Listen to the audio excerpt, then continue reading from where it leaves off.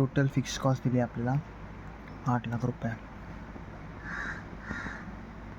Total variable cost शोधायची आपल्याला. Total variable cost युनिटची दिली आहे आणि आपल्याकडं टोटल युनिट किती आहे 4 लाख रुपये. मग काढणार कसे 4 लाख रुपये इंटू 10 8 लाख प्लस 40 लाख 48 लाख रुपये.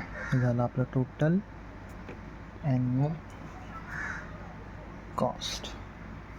मग आता ट्रान्सफर प्राईसचा फॉर्म्युला काय आहे, fix cost plus ROI divided by budget value.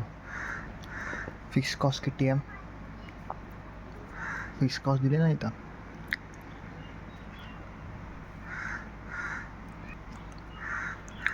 48 lakh रुपये. ROI रिटर्न ऑन इन्व्हेस्टमेंट जे मागाशी काढला 2,80,000 2,80,000. Budget value budgeted value 4 lakh. Answer होता 12.7. येस.